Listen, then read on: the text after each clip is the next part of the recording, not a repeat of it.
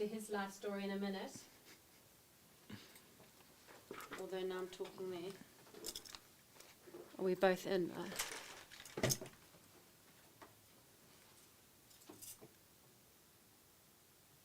Tom, are you comfortable there? Yeah, I'm 100%. Thank you.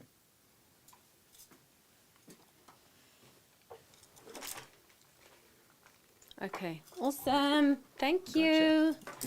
All right, sorry about that little technicality. No, it's not a problem. So welcome to the studio. Thank you. Yeah. Are you nervous? I am. Yeah. It's very, very different when been here before and you're on the other side of the glass. I didn't think I was going to be this side of the glass. Yeah, you shouldn't have arrived in the studio wearing khaki shorts. And I'm thinking, hold on a sec.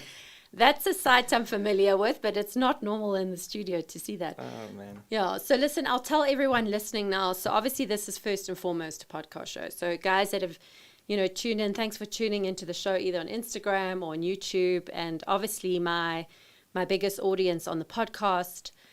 So I was interviewing my dad last week. It was his birthday. And my dad used to hunt. He doesn't really hunt anymore. He said he would, he does, but he's older now, Yeah. So, and growing up in South Africa, that's something that you grow up with. And while I was interviewing him, you were sitting upstairs because your girlfriend is the daughter of Gavin, who owns the studios. Yeah, so. correct. You came downstairs and it was just too uncanny, right? And I believe in these universal uncanny encounters. So yeah, I thought, it's too coincidental. Let's get you in the studio and find out your story. Because you don't live in South Africa, you live in Zambia. So let's just dive right in there. Tell our listeners either on Instagram now or mainly the podcast show, because this is going to be live on podcast, forever. So you'll be able to hear back on your story when you're 60 something and, reflect on your. Yeah. So how old are you now, actually? 27 now. 27. Yeah. Cool. So so tell our listeners who you are. So, I don't know, basically, my name is Thomas Wilken. So my family, we were all originally from Zimbabwe. And, can I swear on this show? Yeah. Okay, so when shit hit the fan in Zim, so we were the third farm to get kicked out. So we moved up to Zambia in 1998. So I was only about 4. And we grew up, went from a farm in Zim to town in Zambia, living in the Copperbelt. And did all my primary schooling there and whatnot, and have always just loved the outdoors, loved the wilderness. And slowly but surely, that all just led on to then living permanently in the bush. Yeah. And what did your parents do? So we were farming in Zimbabwe. What were you farming? Lots of tobacco, wheat. Basically, the farm was full of rocks. So anything they would grow, we tried to grow it. In between the rocks. It was a difficult one. Yeah. But we made ends meet there. We moved up to Zambia after getting kicked off, and it was very, very tough. And it took a long time, but slowly. I mean, I know Dad worked bloody hard to get us where we are now. And he just made sure that he made the ends meet, which was great. So what exactly did you farm? What could grow between those rocks? We did a lot of tobacco. Mainly tobacco. Yeah, we had tobacco. We had cattle up on the mountains. I was still very, very young. So Zim, I can't remember that much of. I can still remember little bits and pieces. Yeah. And obviously you hear lots of stories about it. But for me, I consider myself Zambian throughout. Yeah. Just tell our listeners or the audience, because obviously, we have audience all over the world. Just maybe give a briefing of why you were kicked out. Like, don't go into politics as such, but just explain, that dynamic of why all these, what happened with all the farmers and that whole political. Well, yeah, it's very difficult to talk about it without getting into politics. No, true. But I mean, not everyone likes to talk about politics, and I don't nurture politics on the show. I mean, I interviewed this woman from Ukraine a couple of weeks ago. I don't go into politics, but it's nice to understand why something happened. So, like the rundown I can give you is we had, I think it was Leo Mugabe's nephew, so the president at the time, Robert Mugabe. his nephew bought a farm and started farming next door to us. And we were helping him out, and we got along very, very well. And then when the land takeover started, we thought, okay, well, Leo's our neighbor, it's going to be fine. And it didn't end up being okay. Yeah. But it was all, we were very, very fortunate when the farm did get taken for the land reforms and whatnot. We got given a fair amount of time to pack up and get out. And It wasn't whatnot. violent. No, not at all. No, Yeah. we were very, very fortunate. Yeah, because a lot of the farmers had violent attacks on them. Yes, yeah. Yeah. Yeah, no, we were very lucky. We dodged all of that and got up into Zambia and just had to start again. So, yeah? Yeah, it worked out fine. Yeah. So what did your dad do? Moving as a farmer and knowing a lot of Zimbabweans myself, they hate the town. They hate being in the city. They love what they know, what feels natural to them, which is the farm life. So how was that for your dad, just to move to a town? I think it was pretty tough, because when we first got up there, it was like his first job was just putting up carports in Zambia, because we got there with very, very little, very little. A lot of the stuff going up was misplaced, and we did manage to get 1 or 2 machines out from the farm, so that was great. So at least we could, and it was basically just make a plan. But living in town, we had to, make plans quickly. And so he was moving, so from being a farmer, he became putting up carports. That's massive. Yeah, no, big changes. Yeah, But, survival also, huh? Yeah, well, we had to just do what we had to do. But a couple of years down the line, we got involved in earth moving, and he's now doing bulk civil works, so earth moving and machine hire, etc. Lots of contracting on open cast mines. Okay. And slowly but surely he's grown that, and we managed to get a little farm just out of town, which we moved on to, I don't know, probably 10 or 12 years ago. I must check. But we bought it. And that's where my love for the bush really sort of took off, because now we weren't in town anymore, and we wound up moving next to my 2 best friends who had a farm right next door to us, and they had a big game ranch. So grew up with them, and every single weekend, whenever we weren't at school, we were on the farm playing. Yeah. So it was great. Nice. Big playground to grow up on, which was nice. So tell us then, I know that you're a professional hunter. That's what you do. Yes. Yeah. Right? So tell us what you do now, and then I want to just go back and sort of feed into your life story from 4 years old, and just to understand how you got to where you are today. Okay. So being a professional hunter, when a lot of people ask about it, they are under the impression that I get contracted to go and hunt dangerous game, which is incorrect. I get contracted to guide clients to hunt dangerous game. And not just dangerous game, plains game, anything, throughout Zambia. So that's something which, there's always a lot of misinterpretation, especially for people who aren't familiar with the hunting industry.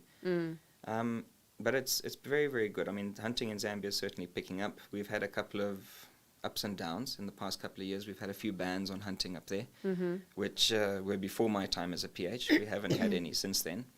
So fingers crossed that stays that way. Yeah. We carry on doing what we're doing. And it's great. I love it. For me, I know that you're not going to become a multimillionaire doing it, but I'm extremely passionate about it. And I think for a lot of professional hunters, that's the reason they do it. They know that they're not going to make millions, but it's something they love. They love the outdoors. They love dealing with the clients. They love what they do. They love the areas. And because we're very fortunate in Zambia, we've got some absolutely incredible hunting areas. Yeah.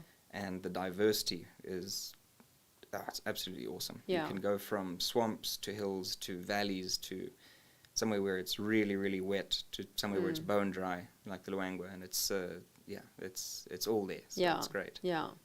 So tell me, you said there's a lot of misinterpretation, and because I've lived in the Netherlands also for like 11 years, before that I was in London for over 8 years, I know that there is this, there is a lot of controversy, or there's a lot of conversation around the conservation Yes.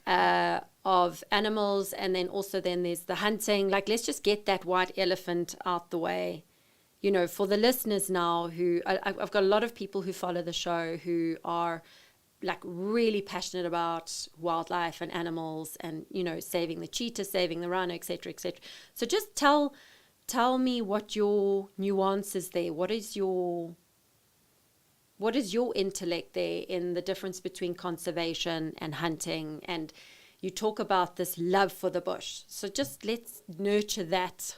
So the way I look at it is that you've got I'd say three different categories of people. You've got those who are completely anti-hunting, you've got those who are pro-hunting, and you've got those who are on the fence. A lot of the time, those who are extremely anti-hunting, we won't be able to change their minds. Even if you give them the solid facts and you show them everything, they're very emotional about it, which is fine. They're completely entitled to their own opinions.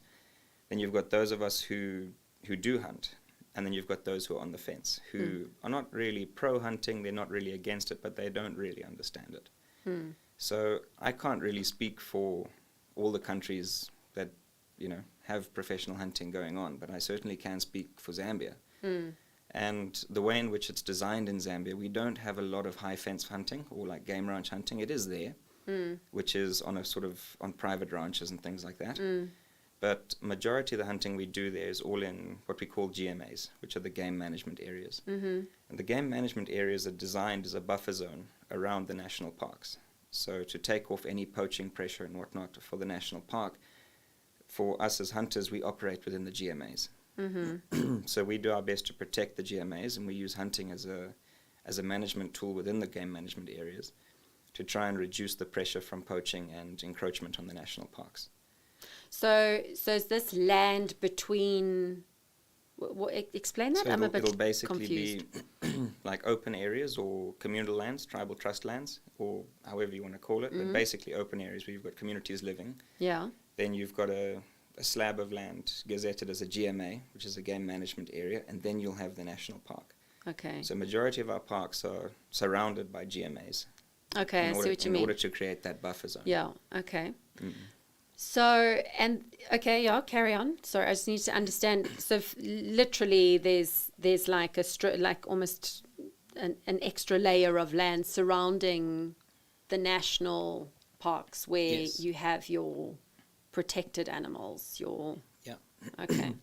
So it's all to do with basically the land use planning and whatnot, because in your national parks, all your tourism there is non-consumptive. So it'll be, you know, you can go fishing in the national parks, you've got all your photographic safaris going on, you've got your walking safaris. Whereas when you start looking into the GMAs, that's where you can have both consumptive and non-consumptive tourism. So your non-consumptive is still your, you know, game drive, safari, bird viewing, photographic, and then your consumptive would be your hunting safaris. Yeah. Yeah. Okay. So earlier on you said how you were talking about the three categories, and you said that the people that are totally against it, you said no matter what facts you give them, or I don't know exactly what you said. You said the facts or the information or knowledge, you'll never convince them. What were you talking about exactly? Well, I think a lot of the arguments against hunting is based on emotion. It's not based on facts. It's not based on the results that we've been able to bring through and put on the table. That's what I want to know. So what are the results? Because I grew up with a father that hunted. I mean, I've hunted myself. I when I was, 11, I shot an animal and I ate the liver raw, traditionally with, they put blood on your face. Very traditional and tribal. And we ate the meat, So instead of going into a supermarket and buying it in a plastic packaging, we actually eat the meat that we hunt in our family, I don't eat meat anymore. But so I grew up with this, but I've now, I've lived in so many places and I've really felt the emotion and this and experience the point of views of so many different people. And I also understand the need to protect the animals, but I also understand the culling process. So tell me what you mean by the facts. So we don't really do a lot of culling in Zambia. When we're hunting in the game management areas, it's sustainable offtake. So it's sustainable harvesting of a certain percentage of the animal quota there. So, and it varies from area to area. Some areas have got heaps of game, others has got slightly less. And the government will send through ecologists. We have our quota setting meetings and all of that. So the quota that we're taking off, the animals that we harvest every year with international clients or with local clients, it's all based on, scientific calculations done in those areas. So you're looking at the number of, the reproduction rates of certain species, et cetera, et cetera. It's not like we just go in there and just blaze away. Yeah. That's unfortunately what some people perceive it as, which is, it's incorrect. But, So tell me, let's go now to when you were 4. So you moved to Zambia at 4. You remember very little of Zim. So tell us, show us your life. You talk about, playing on these farms, and that was sort of your playground. Tell us your life growing up. Well, it was very much, I was very naughty at school. So Zambia was great. Primary school there was absolutely fantastic. We had a lot of fun. Yeah. I wound up going to... school and I didn't agree with each other that much. So when it came to high school, I came down to South Africa. I came to boarding school here. I was at Stanford Lake College up in Limpopo. Okay. Between Zanin and Petersburg there, Heinsberg. And there was absolutely fantastic. I loved it. And it was very much outdoors orientated. Yeah. Lots of cycling, paddling, archery. I mean, it was all these sports where, we just didn't have access to that in Zambia. So it was amazing. I loved it. And then from there, wanted to get into wildlife a little bit more seriously instead of just playing on the farms and hunting and a little bit of farming in between. So I went down to KZN and I studied wildlife management and conservation at Bejan Nature Training. And I believe they've moved around a bit now. But, so how old were you then? Well, I was straight out of matric. Okay. So straight out of matric there. Matric is your final year of school in South Africa, yeah? Yeah. So, Bejan was great. I went in there thinking I knew a lot about the bush already. And, they taught me a lot. I mean, I knew quite a bit, but when it came down to birds and scientific names and trees and medicinal uses, et cetera, so I qualified there as a guide. And from there, I wanted to get back into the hunting industry and do it professionally. Yeah. After spending that much time in the bush and doing, being a trails guide and being basically a drive guide as well, I just wanted to go and hunt. Yeah. And hunt it professionally. Yeah. So at the time, hunting was closed in Zambia, so we moved up. I went back to Zimbabwe, and I hunted there for a year as an apprentice professional hunter. Yeah. And fortunately, then they opened hunting in Zambia again. We'd had a 4-year ban on the hunting. Why? There. It was to do with, basically, from what I recall, I wasn't there at the time, but they'd just decided to lock down the areas because they weren't happy with the offtake, and the rules and regulations were not as tight as people wanted them to be, which is not a bad thing. Obviously, the lockdown, when they clamped down on it, it was a bad thing, because all of the GMAs in Zambia, they draw their revenue majority of their revenue is drawn from hunting. And that revenue which is created is that what funds the scouts and the anti-poaching operations and the management of those areas, as well as benefiting the communities. Yeah. So with no hunting for 4 years, the anti-poaching slackened a lot, and the poaching levels picked up. And a ban is probably the worst thing that can happen in one of those areas. Oh, okay. Because although, yes, is this also, is the poaching, it's not just poaching of, the big five, but is it poaching of plains game as well? It's subsistence poaching. In some areas it's gotten to the point, in the past, it got to the point where it became sort of more commercial, just for game meat. But majority of the time it's just subsistence poaching. It's just people, in very, very rural situations that are trying to just get by, make a means. Okay. Yeah, it wasn't the poaching for for the rhino or? Well, we've got very few rhino. Okay. So, really? How many are there in Zambia? the numbers are very difficult to get hold of. We've got a handful of white rhino down in Livingston, and then I've been told the populations are picking up in the North Luangwa. Oh, okay. So they introduced those from KwaZulu-Natal, I believe, of black rhino up in the North Luangwa. But yeah, very few. Very few. They were nationally extinct at one stage in Zambia. And they've had to reintroduce them. Oh, okay. Because it just got out of hand. Yeah. So these GMAs, right? yes. Yeah. So these GMAs that surround the national game, what do you call them? The national parks. The national parks. So in terms of preventing the poaching, is it just how exactly does that work? So in terms of anti-poaching in the GMAs, every GMA, if it's under lease and it's got an operator managing it, the operator is obligated to assist with anti-poaching. And some operators will do more than others because it should be the government's job. Okay. The Department of National Parks and Wildlife should be in charge of that, and they should be the ones mitigating the amount of poaching and trying to control it. But we're a developing country, and we don't have, especially I'll use the Department of National Parks as an example, they don't have the resources. They don't have the funding to be able to do it as well as they could. So that's where a lot of operators step up to the plate. And that's what I'm seeing now more and more in Zambia, is that a lot of these areas, which are hunting blocks, the game numbers they're improving. Because the operators are they're going above and beyond. I mean, the camps in Zambia, many years ago, you would go in there and it was just grass camps, and it was very, very rustic hunting. Whereas now you've got beautiful camps, you've got proper vehicles in there. It's become an extremely professional industry. And then obviously more attractive for international tourism, I imagine, right? Yes. Because, absolutely. Growing up, as I said, with my dad, we would go into the bush, but you're staying in these very, old farmhouses, nothing,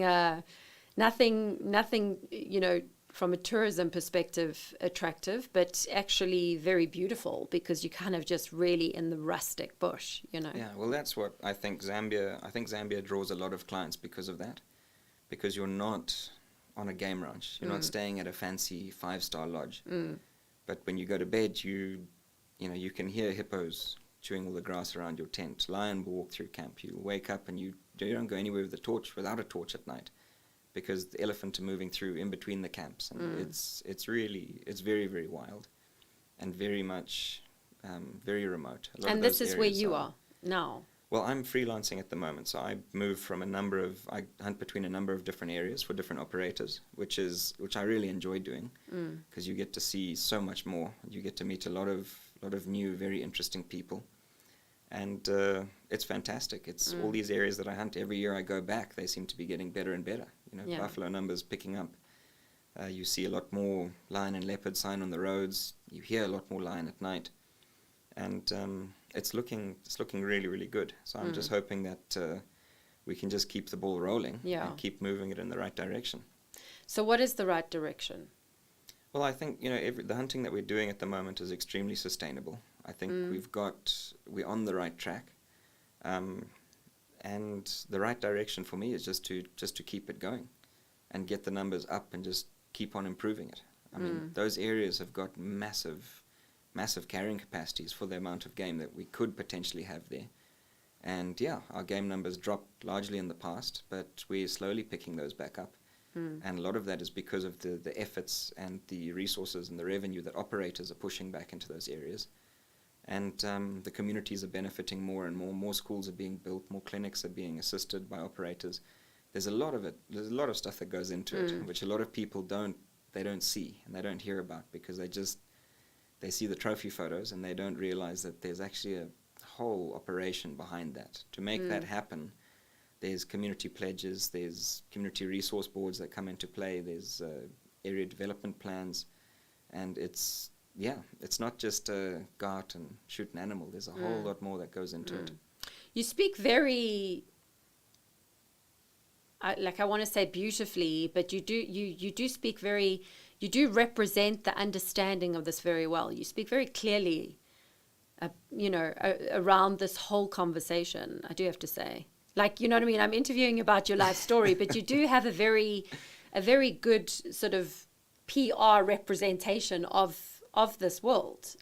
That's a compliment. Like, well, it's not. You know what I mean? Because I know a lot of hunters and professional hunters, but they're very much sort of, they're very connected with the job at hand, with the hunting at hand, But I'm impressed to hear your, almost this PR element of your, your whole perspective of this. Okay, I see what you're saying. Yeah, do you know what I'm saying? So I mean, for me, I don't know where I am in those three categories, because I grew up with a dad that hunted, So for me, this is also not about my opinion. It's nice to hear. I like to hear what connects people with their truth. That's what the show's about. Okay. Why people do what they do. So on that note, like when you are out there and you are taking clients around, I imagine are most of them international. Majority of our clients are international. Yeah. So tell me exactly, give us the picture of a day. Picture of a day. From the minute you probably wake up at 4 a.m. I don't know. Tell us your day. It depends on the area. So I'll use Chifunda. I was there recently. Chifunda's up in the North Luangwa. Mm-hmm. Well, up in the Luangwa blocks there. It's an absolutely incredible area. When you arrive there, the first thing you see is just loads and loads of fields. Village after village after village, and cotton fields, and you think that, wow, okay, where are the animals even going to be living? But when you actually start a day in Chifunda, it's unbelievable, because you drive back through those fields and through the villages, and there are huge herds of buffalo which have moved through in the night, and they come and they eat the cotton from the fields, and then they push back up. So there is quite a lot of human-wildlife conflict there. It's, they're raiding the crops and whatnot, but the communities, and it's one of the areas I've seen it probably most clearly in Zambia, is that the communities don't, obviously they're frustrated with the game animals coming and raiding crops, but because they're seeing other benefits from those animals, like schools and clinics and, additional revenue, employment, etc., they don't hammer them. It's whereas in other areas, if a buffalo comes into your field, it gets shot at immediately. Whereas there, they've seen the value of those animals, and they're happy to. Well, buffalo are highly dangerous. So if you've got kids running around and there's a buffalo in your village, no, I mean they literally they walk through the villages at night. Yeah. They go straight through the villages. Yeah, so they graze right at night. Yeah, everyone knows about it. That's how those people live. And so you'll start off, wake up early. Have coffee with your client, sit around the fire for a little bit, car gets loaded, cooler boxes gets packed, and then we throw everything in the truck and we go. And depending on what your trackers think, I trust my trackers a lot because I freelance. My personal tracker, John, he doesn't know the areas as well as the local trackers, obviously. So, but he can communicate yes, very absolutely. well. Yeah, no, we all can. But so you all speak. What do you speak there? Well, I'm not fluent in the languages up in the Luangwa. So a lot of it's Nyanja. Down in the Kafui, it's also a lot of it's Nyanja, Bemba, Tonga. So I move around a lot. I've never picked up one specific language. So I sort of just patchwork. Yeah. But it's enough to get me by. And I've always just been terrible with languages. So it's unfortunate for me. But yeah, you make a plan. So you go out and you pick up on fresh buffalo tracks, and if they're fresh enough to follow you, if you get a good feeling from them, you start following. And you're looking for, depending on what your client wants. If he's looking for an old bull, which is a good representative of a buffalo, then you're going to be looking for individual Duggaboy tracks, old bull tracks, walking by themselves. If he's looking for something else, then you could possibly pick that up in a herd, so you'd pick up on tracks of a herd and track them down. And generally you find them just before they lie down. And if they're still up and about and they're milling around, then fantastic. You can get the wind right and try and get in there and see if you can get a shot for your client. But if they lie down, it's much easier just to leave them alone, come back to that place 3 o'clock, 4 o'clock in the afternoon, pick up on their tracks again and just see if they've started moving or if they're still bedded down, and then carry on following them from there. And hopefully everything lines up and you get a good shot in. Yeah, yeah. And hopefully it's a good shot, not a Yeah. not a rush. Yeah. So, and what are the different? So you're talking about buffalo now. What are the different animals that you have on the lists? Well, it's very much area dependent. Some of the GMAs, like if you go up into, I'll use the Bangwelu as an example. You've got the black lechwe there, which is endemic. What's that? Lechwe, it's a member of the cob family. So basically like I'll say a waterbuck's cousin. Yeah. So okay. it's I've heard of lechwe, to be honest. So, yeah. But they've brought them into South Africa now as well. They've got red lechwe here as well, which are not really meant to be here, but they wound up getting here somehow. Yeah. So where are they from? Well, red lechwe you'll find up in Zambia as well. Yeah. And northern Africa. And okay. Lechwe go all the way up until you hit the Nile lechwe, which is way up in the top. So yeah, you can, depending on what you're looking for, you can book your safari to go into an area where you can do majority of your plains game, from your duiker all the way through to your kudu, zebra, klipspringer. And then you've got other areas which if you want to look for maybe Tesabe, black lechwe, Oribi, then you'd go somewhere towards the swamps like Bangwelu. Or if you want to do Siditunga, which is a swamp-dwelling antelope, then... I'm getting lost. There's a lot of different... Yeah. But is it mainly do they still hunt lion or... Yeah, no, we still hunt lion, leopard, elephant, buffalo, rhino. No rhino. No. Yeah. But so tell what is the conversation around that, around hunting of the lion, the leopard, you just heard when my dad was here talking about a leopard hunt, right? That's what he was talking about in the last interview. So what is the conversation around that? Like, do you come ever in contact with the conservationists and have a sort of one-on-one, like a rhino, like a bull and bull sort of head on? No, not generally. Not a lot. I mean, I've got a lot of friends who are conservationists and work with the monitoring companies and things like Panthera and, what's the other one? I've had a blank. I'll remember the name. I'll pick it up. But we work hand in hand with them.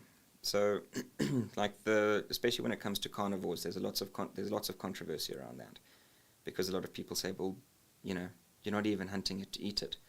So that I can squash that one straight away, because in Zambia I don't think I've ever seen a leopard or lion be hunted in a camp and not eaten. Because of the bone trade and all of that, we try not to encourage it. So we could use it as crocodile bait or something like that, but it never just gets thrown out and wasted. It's always either eaten by vultures or crocodiles or the camp staff. So it's and it depends on the tribe. Some tribes will eat lion and leopard, other tribes won't, and it comes down to personal preference. So but the major thing with the cat hunting is that it brings in a huge amount of revenue for the area. A leopard or lion hunt is an expensive safari. Yeah. And that's where majority of your income is going to be coming from. But even though our carnivore quotas are very, very small. So like in a prime area in Zambia, you're only getting one lion on quota per year. So it's only one. Okay. Leopard maybe 3, so how much does 4. it cost to hunt a lion? It varies, but it varies a lot. But you're probably looking anywhere Roughly. between $60,000-$70,000 for the safari. Yeah, and then each sort of GMA area is only allocated one lion per year. No, not each GMA, but each prime area. What does that mean? So the areas in Zambia are broken up into different categories. You've got your depleted areas, which have been heavily poached and need operators to come in to rehabilitate them. So you could take over a depleted area and not hunt it for the first 5 years or even 10 years. You'll only start hunting an area once you've done your surveys and you've actually got populations which are sustainable.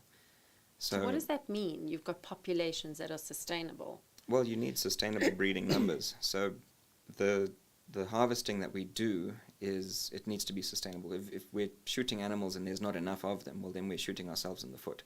We're going to wind up with an area where it's never picking up.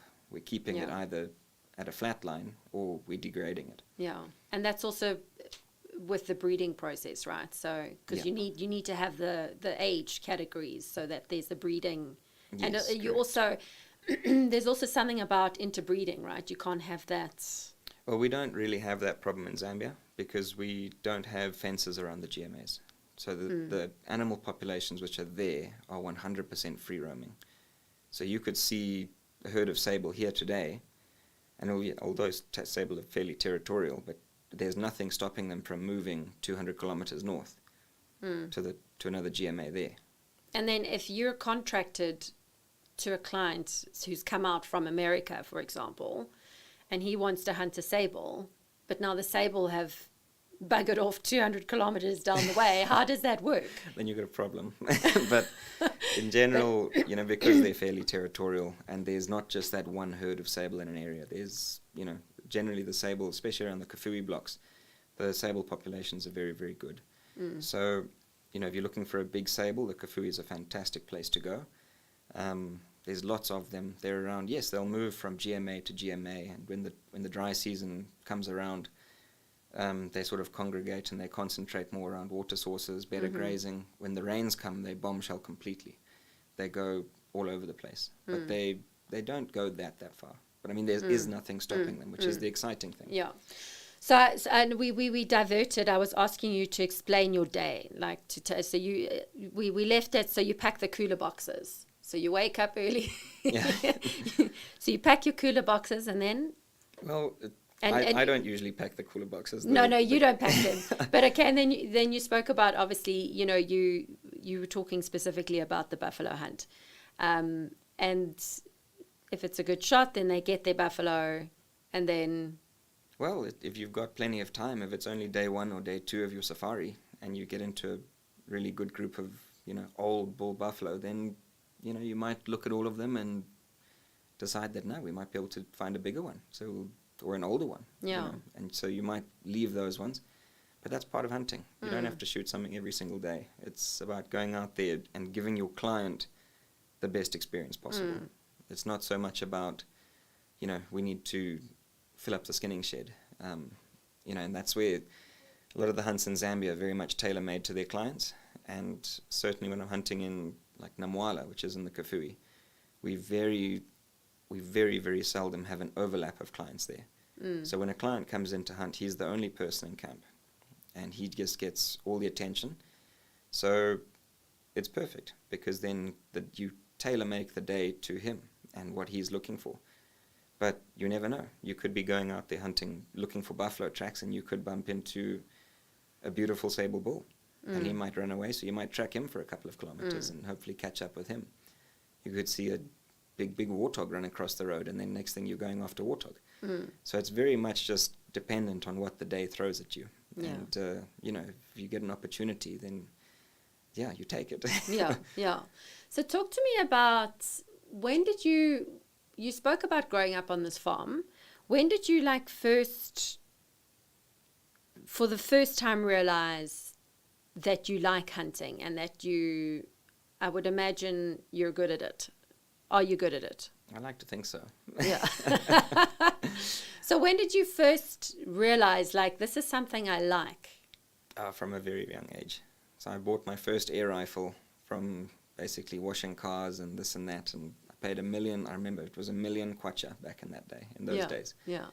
And before a pellet gun, it was, a catapult and stones and shooting birds with that. So it's always just been...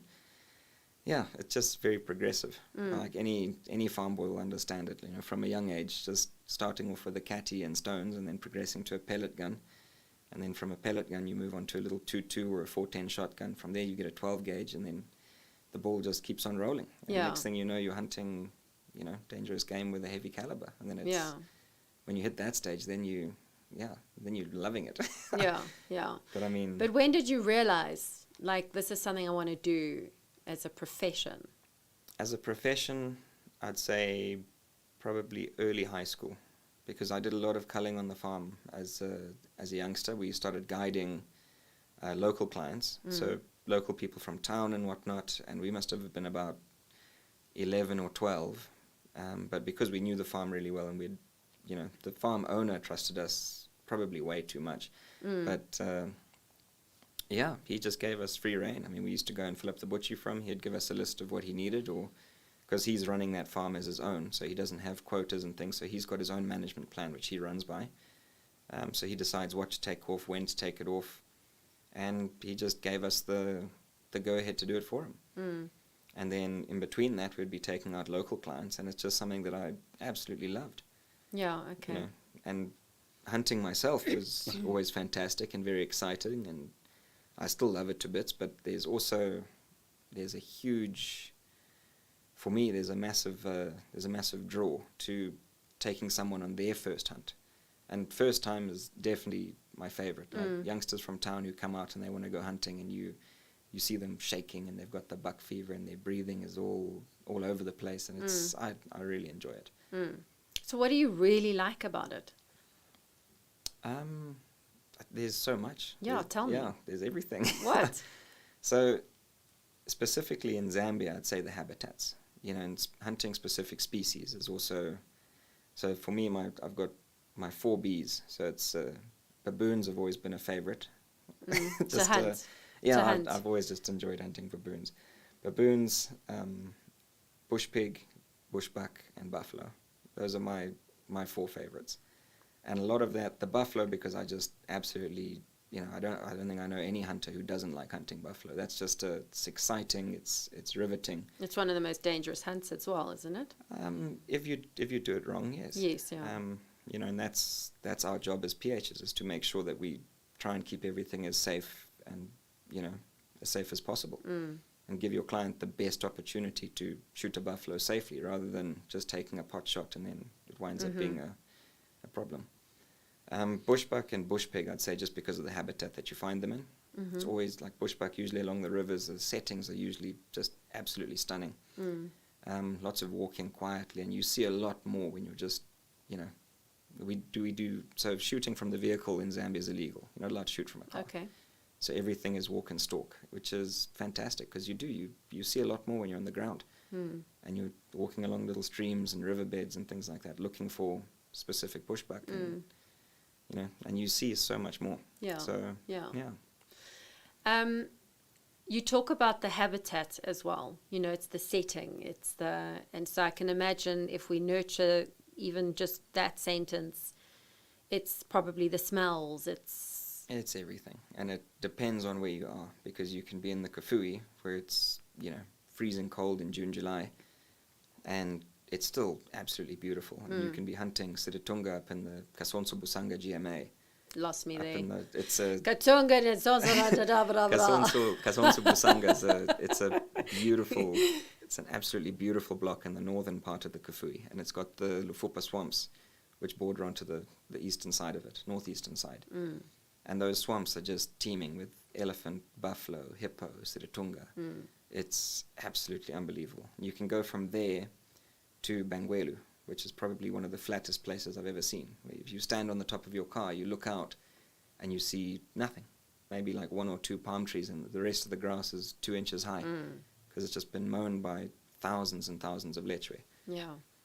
I mean, the biggest herd of lechwe I've seen up there, black lechwe, is probably 4,000 to 6,000 in one group. Explain what a lechwe is.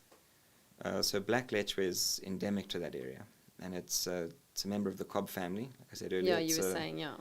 I'd say a bit bigger than, definitely bigger than an impala, same sort of size as a puku. Dresses out at about 40 kgs, somewhere there, and very, very pretty, very, very pretty. And horn shape similar to an impala, I suppose, but quite a lot longer. So when you're in Zambia and you have a beer in your hand and it's sunset and you're parking off somewhere, I don't know, maybe on the back of your vehicle or just on a camping chair, whatever, even on the ground, and you're looking out into just the land, the country, like, what's the most beautiful thing for you? And the animals in the distance and, you know, whatever. For me, one of the things which I always wind up going back to about Zambia is the people. The local Zambians we have there are extremely, extremely special. I haven't met anyone in any Southern African country who's friendlier and more accommodating than them. They're absolutely fantastic, and they're, you know, very, very humble people, all very religious, and that's a big part of them. But the Zambians in general are just wonderful people to work with, live around. It's absolutely great. And just the areas, they're so untouched, they're so pristine. I mean, there's places there that I've been, and I'm very fortunate. I get off the beaten track a lot, and you get to go exploring, and it's fantastic. You find rivers up in the northwestern province which run like gin. Yeah. You will not find a single. They're just crystal clear, and there's just nothing. You will not find a sweet wrapper or a plastic bag in some of those areas. Okay, obviously, like Lusaka is a different story. That's the capital, but there's some areas which are just so pristine and so untouched. You feel like you're exploring them for the first time. And in some areas, there's probably a good chance that you are the first person to get to one or two spots. Yeah. Talk to us about boarding school. Why was boarding school so, like, the best years ever? I just had a crazy group of friends, and we got along very well. Yeah. But for people that don't know boarding school and don't understand it, and it's a foreign concept, I went to boarding school, so I can tap right into, like can tap in, But what about, tell our listeners who don't know boarding school and also not the South African system of boarding school. Explain, paint the picture for them. I think it's very much a personal thing there, because, I grew up with an older brother and a younger sister. And some people love it, some people hate it. So I was just very fortunate. I made the most of it, and I got along with everybody. And in Zambia, sport and whatnot was pretty limited. We didn't have, very competitive sports up there, apart from swimming. I used to do a lot of swimming. When you got to boarding school, now instead of having, just an older brother and an older sister, you're in a hostel with, a couple, you had 10, 20, 30 guys your age, and they all become like brothers at the end of the day anyway. And you still fight with one another and box and whatnot, but you get over it, and the next day you're friends again, and it was just wonderful. Yeah. And the setting as well. Stanford is nestled up in the hills in Johannesburg, and it's just at the foot of the Waterberg Mountains. Yeah. And it's absolutely beautiful. So you could jump on a bicycle and you could go for a 60k cycle. 60 was a bit far for me. That would be way too much. Maybe 20. 20k cycle, and it was just through beautiful plantations, lots of pine, lots of eucalyptus, lots of indigenous forest, and there was still a lot of game around. There were bushbuck and lots of bush pig, duiker. So, it was just a very, very special place. And we just had so much freedom, And tell me, if you hadn't gone into professional hunting, what would you have done? It's a good question. I was guiding at one stage, but I could never sit. I don't think I'll ever have an office job. Obviously, there's elements which you have to be in the office and sort stuff out. And with guiding? No, with both professional hunting and guiding. You still need to do all your paperwork. You still need to be in touch with your clients, sit down, use your laptop, all of that. Yeah, of course, It's just how it is nowadays. It's 2020, 22, yeah. But I certainly wouldn't be able to, have a desk job full time. Just wouldn't work. Yeah. If it wasn't professional hunting, I'd say maybe professional fishing guide. that would be my next best one. So when you are, I'll tell you a story, right? So I was in Zim, and I was dating a Zimbabwean, and we were out hunting, and I was gonna shoot, I don't know, one of the plains game, and I was a pretty good shot, I have to tell you. Women generally are. You'd be surprised. Yeah. Well, the thing is, I had it there, and I had the rifle, I was pointing, and I had the perfect shot. And it was the most strangest thing, but I was standing there, and my boyfriend was on the side, and he was waiting. And I don't know, something came over me, and I put the rifle down, and I said, I actually don't want to do this.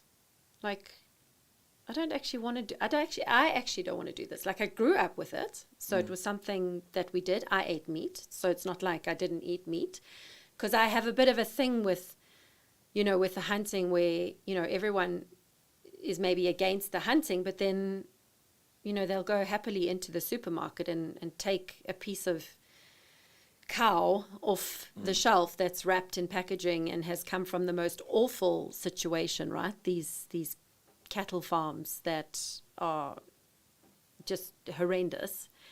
But then they're against the hunting situation. So what I'm trying to say is, like, I did eat meat. It's not like I didn't eat meat. I ate meat. So I would eat any of the game. I would eat meat. I mean, we had venison all the time at home. But I didn't want to hunt the animal. I just realized, like, I don't want to do this.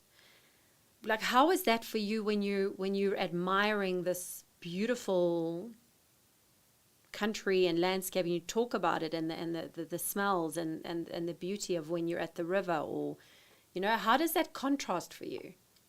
What, in terms of Yeah, I just harvesting want an to animal? understand it. Like, I mean, if I ask my dad, I'll also, you know, he'll give me his version of it, and, you know, he has an enormous amount of respect for the bush. I mean, you know, if he saw a plastic, he'll pick it up. If he sees any litter anywhere, he goes and picks it up, even if it's, you know, anywhere, I you get know. it, yeah. Like, well, how does that contrast for you? I'm trying to get into the mind of, you know, of you who is so passionate about this, but just to see how you see it, you know, because you love and appreciate the beauty, but at the same time, you also love the sort of, I want to say tribal, but, you know, this tribal instinct that we have as man, you know, to hunt. I think I get what you're going at there. So for me, it's I wouldn't be doing it if it wasn't sustainable. That's the main thing. And, you know, hunting is a management tool. So we all love it. It's exciting. I mean, all of my good friends and whatnot, we all love it. It's exciting. It's exhilarating. But yeah, we know that, you know, especially on the professional, when you get to the professional spectrum of things and you start looking at why we're doing it, if we weren't doing it, there's very, very few industries that could come into that area. And like a photographic camp could come into that area. A lot of these areas are not teeming with game. They're not, you know, you don't drive around and just see an animal on every corner. You might have 2 quiet days where you see very, very little. And, you know, the hunting is the management tool which is protecting those areas and making it, you know, making it all possible. So for me, it's I'm trying to think of the right word. Yeah, it doesn't bother me that we hunt animals in this beautiful setting. Yeah. And it doesn't upset me at all. If anything, I feel privileged to do it. Yeah. You know, it's very, very special, and it connects you in a whole different way to that ecosystem. Yeah. And at the end of the day, you know that what you're doing is making it possible for future generations to do, because at least we know where the money's going back. It's going back into the right places and the right channels. Yeah. So if there wasn't hunting, if there wasn't that, because as you said earlier, there's a lot of money involved in hunting, right? There's like the money that comes into this, what do you call it? Into these concessions, or well, it's not a lot, but it's certainly the best option for those areas. Yeah, but it feeds the area, right? It regenerates the area. So what is then the alternative? If there wasn't hunting, then what would it be like? What would be the result then? So without hunting, so I've actually been looking into it for a while, and especially when you look at, okay, if you take a prime area in Zambia, which has got a lot of animals in it, the populations are really good, the quotas are fairly high, so you can do a good amount of hunting there. You can create a very fair amount of revenue that will now go back towards the Community Resource Board, as well as community development, anti-poaching, protection, opening of roads, etc. If you don't have that prime area and you're looking at a depleted area, which has got very small animal numbers, has been badly poached and is now being encroached by local communities, there's very, very few, you know, if you're looking at keeping that as a pristine, you know, you're trying to keep that habitat as pristine as possible, it's very difficult to do that through hunting or through photographic. So any type of tourism is going to be a struggle. Because that's what you were saying earlier, like you could be in a place in Zambia where maybe no one has ever been. Yeah. Do you know what I mean? And you really valued that you really appreciated that was possible. Yeah, look, I do, but you get other clients who come out there, and if they they can drive around for the whole day in a piece of, or they can walk for the whole day in a piece of Zambia, which is absolutely pristine and unique, but they don't see an animal. So when they get home, they're like, oh, we didn't have a great day, because they didn't see game, but they saw a whole bunch of other stuff. Exactly, because their intention is clear. Like, they're coming there to hunt. That's what they want, right? Yeah. Yeah. But I mean, I'm just want to know what your feeling is, because you value this beautiful terrain and scenery. But obviously then if there's infrastructure, and you speak about, you mentioned then more roads and things, then obviously that's going to then take away that, right? Because then it's going to become more built up. Well, it depends why you're building it up and what for. If it's for photographic and that sort of industry, then, I mean, you can't even like really compare it. When you go through the GMAs, there's really not a lot there. It's the roads that are there are put in by the outfitters, by the safari companies, and they don't go anywhere. They're like game drive loops except for hunting. So you're not developing it in terms of permanent developments. Those little roads and river crossings and whatnot in a few years will be swallowed up unless you maintain them. Yeah. And yeah, in terms of trying to find an alternative, we're currently looking into some carbon trading, the carbon trading industry, because that's one of the few things which I believe can basically create a revenue for that area, but it's completely non-consumptive. Mm-hmm. I think that's one of the very, very few things that could potentially benefit those depleted areas. So just if I was a 5-year-old, just explain that to me. Exactly what would need to what would need to play out for that? Well, the local communities are a key part in any of these GMAs, because although the local communities they're basically the custodians of that land. Okay, well, obviously government as well, but the local communities are the ones who utilize the land. And they won't be utilizing a hunting area because they're seeing benefits from the hunting. Mm-hmm. So they'll respect those boundaries. And for them, that means schools, infrastructure, probably clinics. Yeah, so the communities all do, depending on which area, but they do their needs assessments with their community development, well, it's what is it called again? The ward development committees. And basically, they know what they need. So when the money comes in from hunting and it gets put into the community resource board's account, they can then run the projects which they need. So they've got a checklist of, okay, this is more important, so we're going to do that first to benefit, the people living in those rural areas. So without the hunting, they don't have that revenue generation. And well, in that case, they're going to continue encroaching, they're going to continue poaching, because they're going to have to come up with alternative sources of revenue, and they need to get by. So, and then that's where you have this scenario where the rural people would end up, taking out the rhino or taking out any animal really for survival. The animals is one thing, but more importantly, over the animals is the habitat. Because if you've got, large communities and their populations are continuously rising, they need more land to farm. They just need more space. So if they continue, if they're not seeing benefits from a hunting area in any shape or form, then they will move in and take over that space. They'll continue, encroaching into that space because they need the land and they want to continue farming, and they don't have the money for fertilizers, etc. So to farm sustainably is very difficult. So it's a process called chitameni in Zambia. So it's basically slash and burn agriculture, where they just continue moving as they go, because that's just what as humans do, right? Well, yeah, that's why I'm hoping. Well, with the hunting is one thing, but with another completely non-consumptive activity like with the carbon trade coming in, which is slowly becoming more and more popular, that now it generates revenue from a pristine area, and that revenue can still be pushed into the community. So they're going to see benefits from it. So that's what area. You talk about as carbon trade.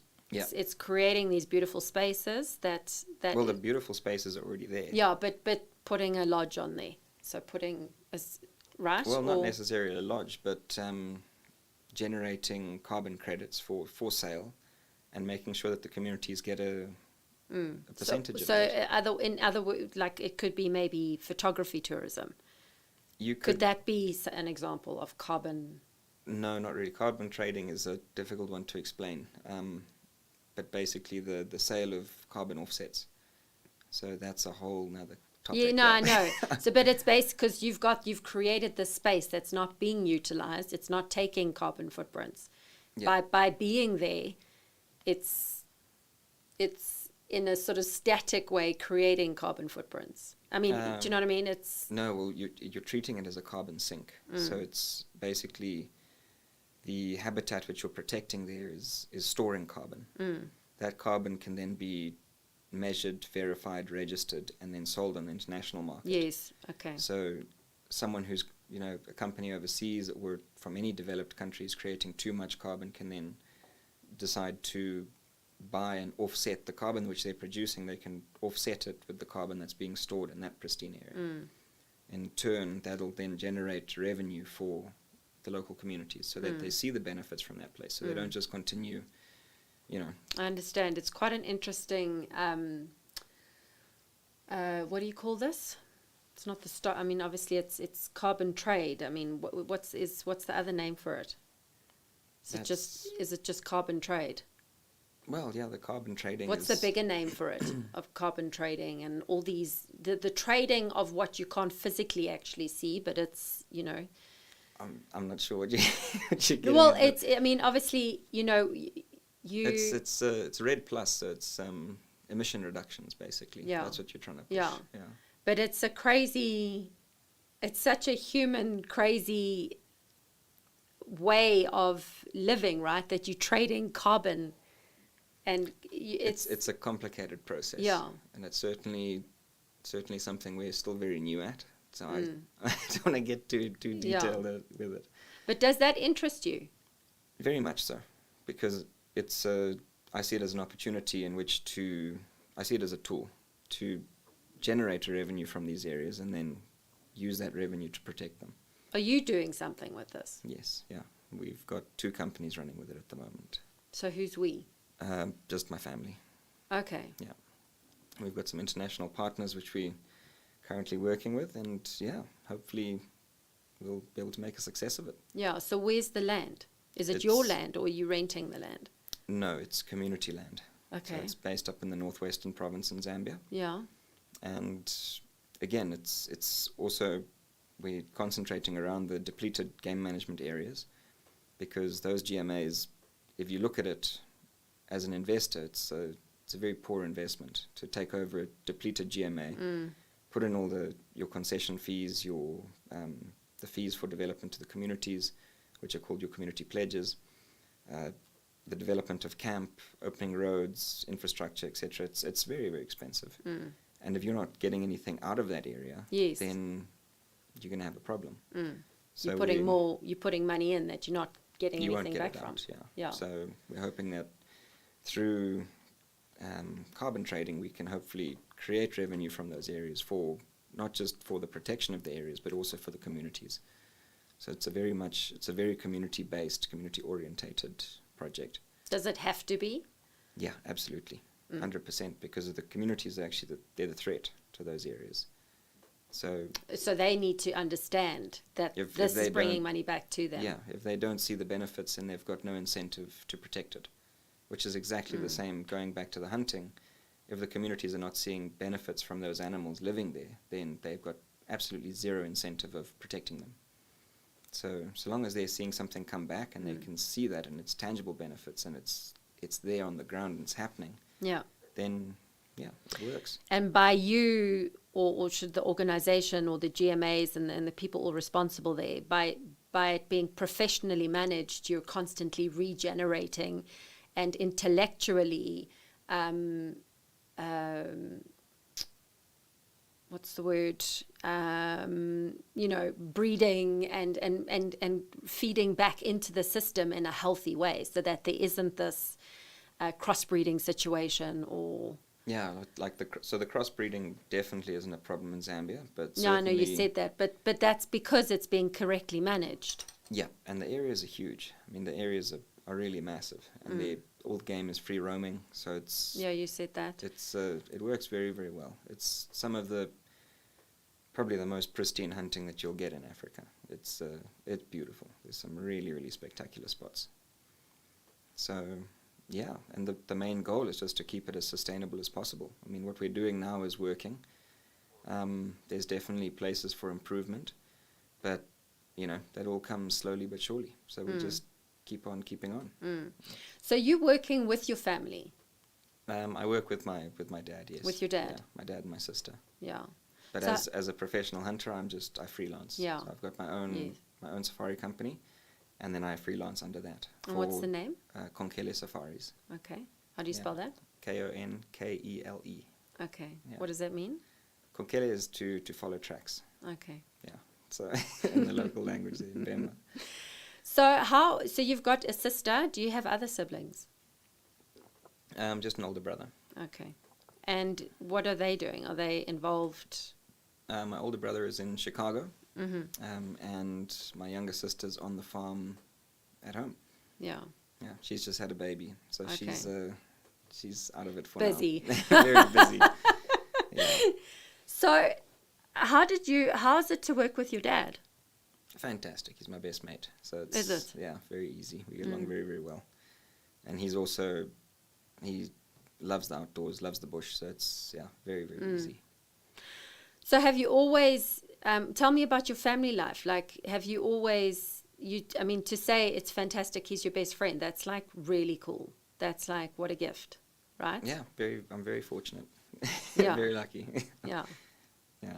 And were your folks, have they always just supported you? It sounds like your story, hearing your life story, it just sounds like it was, it just flowed straight in there. You didn't have any spaces where you were thinking, oh, what am I going to do with my life? Or, you detached for a while and you went overseas and, were thinking maybe I want to do something else. Or it was just very flowing in this direction for you. Yeah, I've never really wanted to do anything else.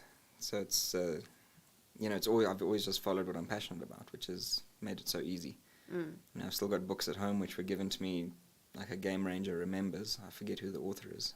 I think it was Bruce someone. But that was given to me when I was 6 years old. And there's a letter on the inside of the cover saying, I hope this, basically encourages you. And it did. Yeah. So going all the way back to then, I've known that I'm going to be in the bush either as a game ranger, professional hunter, anti-poaching, whatever it is, doesn't matter so long as I'm in the bush. And explain that. Whatever, it doesn't matter as long as I'm in the bush. Because doing the anti-poaching and committing to anti-poaching is very different to taking, wealthy clients out hunting. Yes and no, because in the off-season, that's what we do. So, and day to day, when you're walking, you're picking up on tracks. If you find poachers' tracks, you radio that in, and you're still helping the whole system.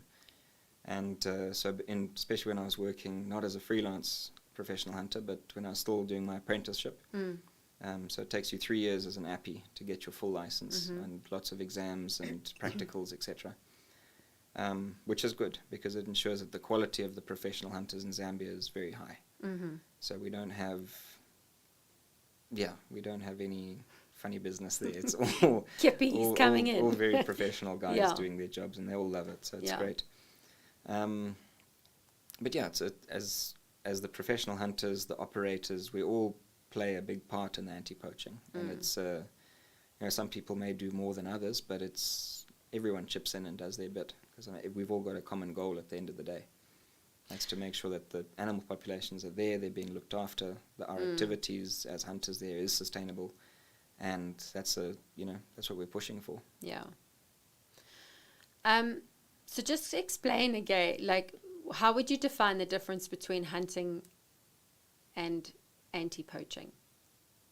Well, it's completely, very, very different. Anti-poaching is the backbone of the concessions, because without it, we wouldn't have the wildlife numbers to hunt sustainably. So anti-poaching it's a completely different kettle of fish. But yeah, generally we employ our local scouts, our community scouts, and they go for training. They get registered, and then they we set them up and we drop them off, we deploy them, they do their patrols, patrol reports, and it all goes into the office, it gets looked over, and we do it hand in hand with the Department of National Parks and Wildlife. Yeah. So we work with the government on that, but in Zambia, we do wind up putting a lot of the effort in, and we have to, because if the government's struggling, then we have to fill the gaps. It has to go privately. Mm. Yeah. What do you see your life? How do you see your life going forward? We're at a point now with the carbon trading and things that could be very interesting. So I'll still definitely be hunting, 100%. I mean, I absolutely love it. Yeah. But ever since I was an apprentice, all the PHs have always said to me, make sure you have a plan B. Make sure you have a plan B. And definitely... And why? It's basically just security, you know. I mean, if the Zambian government decides to close hunting for 4 years, then as a professional hunter, that leaves you in a bit of a bad spot. Yeah. So, you need to have that plan B in place, but it's just not something I'll ever stop doing. I mean, I'm very, very passionate about it. I love it. And, hopefully we can, through a bit of carbon trading and getting all that happening, hopefully we can pick up some of the depleted areas and get them back on the map. So this carbon trading, so if I move to Zambia, or Zim, say, if I was that clever to move to Zim, and I bought land or I acquired land, could I just go, how does the process work? Do you It's a tricky one. So it needs to be verified. And you need to pass all the verification standards. So you can't just pick up a block of land. What used to happen in the old days, and they nicknamed these guys carbon cowboys, is that they were just picking up blocks and there was nothing actually being put back in. The whole idea behind what we're trying to do is that it's community-based and that the benefits actually reach the communities. Because if they don't see those benefits, then it's a massive issue. So, I mean, I can go into the Zambian SIs and all of that, but it's a long What do you one. mean SIs? The statutory instruments for the carbon trading in Zambia. Well, can you just briefly? I mean, I'm interested. So can you just briefly? You can do it anywhere. Basically, in terms of carbon trading, you can do it anywhere, but it needs to be the right areas. Define what's the right area. Well, this is where it gets a bit tricky, because in Zambia we've got the carbon trading SI and the what's the other one? The community forest management group regulations, and they don't really match up. So we're currently rewriting the government is currently rewriting a whole bunch of legislation. So I'll be able to let you know more about that when that's all all done. But what I'm curious also about is can anyone get land and then start trading that bit of land?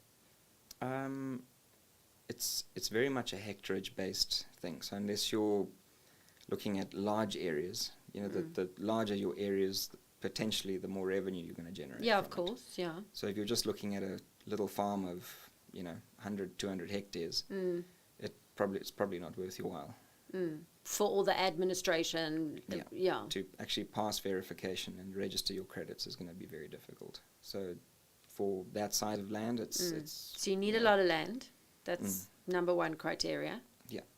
And then the land can though be empty land. I mean, just natural land. Yeah, 100%. So that's the idea behind it.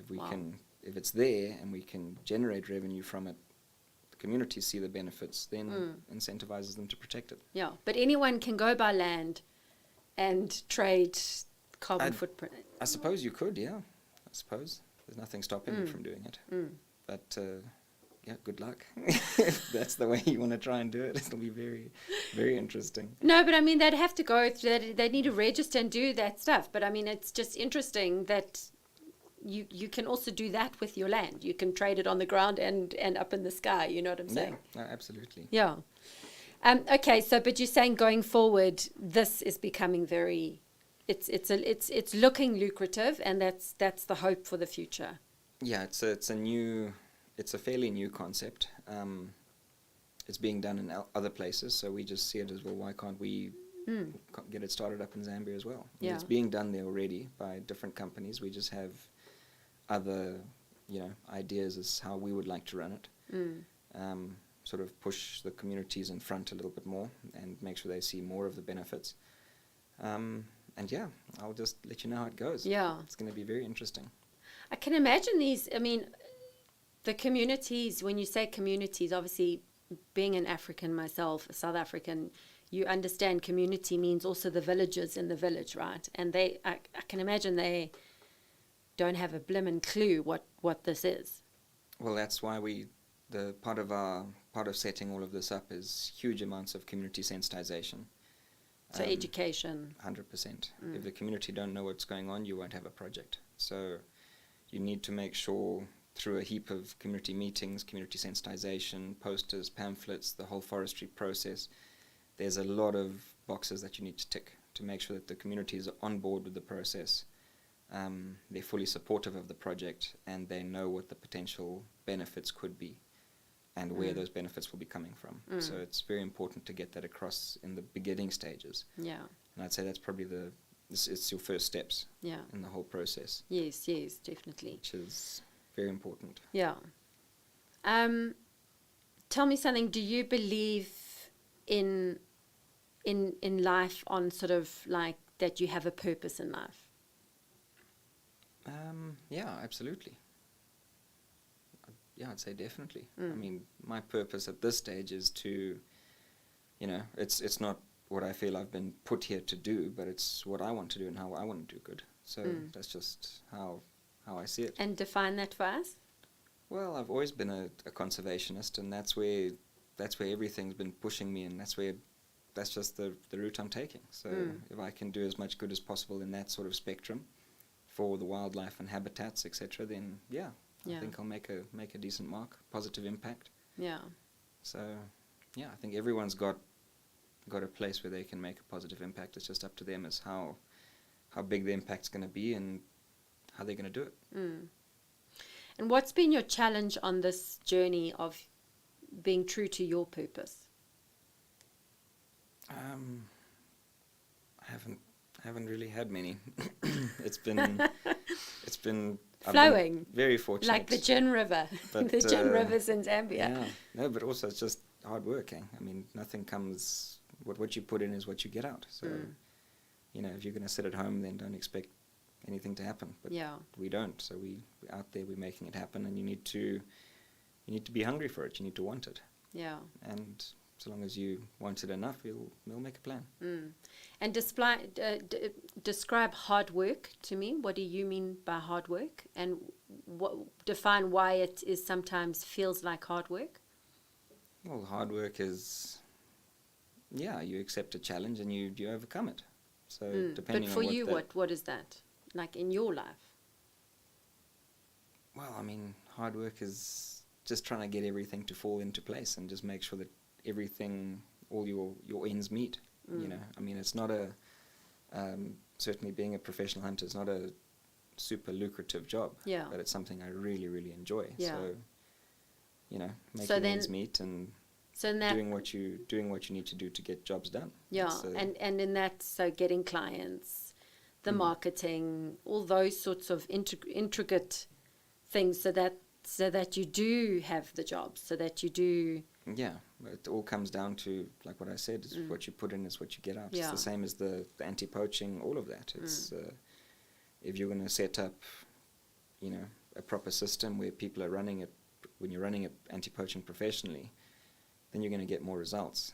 If you're just sending a group of scouts out and they don't have radios and boots and whatnot, and they, then don't expect the best results from them.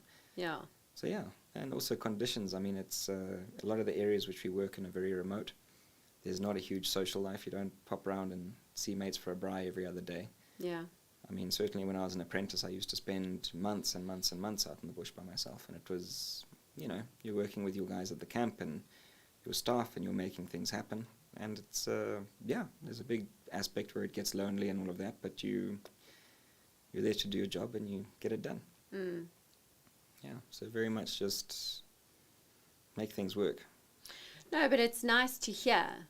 It's I know I'm asking you, and you seeing it because it's your life, you don't see it as anything other than normal. Yeah. But for other people, they don't know what your life looks like, or that, you know, it's nice for people to also hear where someone is doing what they love, where someone is tapping into their truth and their purpose, that while it looks like it's just flowing on the outside, you know, you talk about that it can get really lonely sometimes. I mean, you're out in the middle of nowhere, having to roll out anti-poaching procedures, and also, you know, you talk about if the guys don't have shoes and walkie-talkies or whatever you call them, it's not going to work. No, but so you know, these they're little details, but they're things that they have to make the bigger picture work. And if you're not up to speed with it, or, you know, things don't just flow. No, so, nothing just, or very seldom do things just fall into place. You need to set that up. And for you, it's never that you think, oh, what am I doing? You know, why am I doing this? You know, it's such a mission to get these shoes to these guys, or the, you know, the walkie-talkies, or you don't ever think, I would rather be doing something else? No, not at all. Nah. You just take it on the chin, and yeah, you get knocked down, you get back up, you dust yourself off, you carry on. That's also just how we grew up. That's how we operate. So it's just, yeah. That mentality is, you know, you get knocked down, you dust yourself off, you get up. It's an old school mentality, that. Yeah, I think I just thank my dad for that. He's the one who sort of drilled it into us. So, yeah. Yeah, but it's good. I mean, Zambia is definitely picking up, hunting-wise, anti-poaching-wise, everything's looking much better.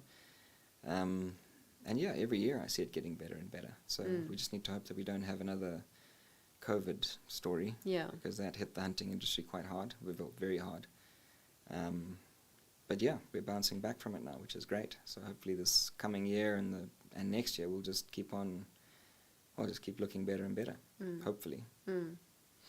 So on closing, two things. What would your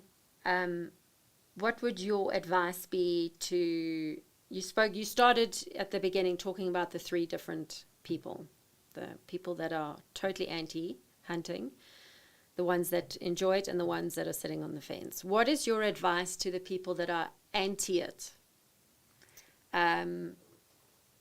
To tap into your world and to your truth.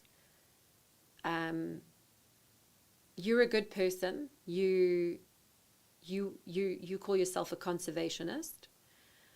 What would your advice be to them in terms of to gain a different perspective or a broader perspective? I think the main thing I would advise is that, you know, before they're anti, so they've already made the decision. But it wouldn't be a bad idea for them to go and actually look up some of the facts and do some fact checking, do their homework. And yes, hunting is a management tool and can be used extremely successfully when done correctly. It can also be very detrimental if it's not done correctly, you know. But when you get to the stage when you're hunting professionally, there's no room for, you know, just shooting animals without licenses or, you know, twisting quotas to suit you. It's regulated and it's completely legal. So I would really just encourage them to check their facts, look at some of the success stories in areas where hunting has proved to be a hugely positive management tool. And then also go and have a look at some of the case studies where they've banned hunting in an area and they've seen the detrimental side effects of that, because you're taking out the main revenue stream for that area as well as the protection as soon as the hunting's banned. So they should really look at it from both sides. You know, with hunting it's like this, and without hunting it's like that, and then they don't have to like hunting, but it would be a great help if they would just let us do it, you know. And they don't have to support it. We're not asking them to book a safari and come and hunt with us. But check the facts before they start, just typing away on Facebook, calling us all murderers and what. That's and where should they check the facts? What's a reliable source? You talk about statistics, success stories. What's the reliable? If I would advise that they get hold of operators, and if they've got questions, then phone operators and ask operators. Ask every single country has got hunting associations. Like in Zambia, we've got the Professional Hunting Association of Zambia. And if you've got any questions or you want any facts on any areas, you can contact FAS, or you can get hold of the Department of National Parks and Wildlife directly. And you can find out exactly which areas are open, what operators are doing what, and, but for the most, I'd say that what's the word I'm looking for? The most accurate details in an area. I mean, if they were really, really interested, then if I was them, I would go and see the local communities and go and ask the local communities how the hunting benefits them, because they're the ones who are going to tell you that without it, the whole place there wouldn't be it. The villages would be expanding, encroachment would be there, game numbers would be dropping.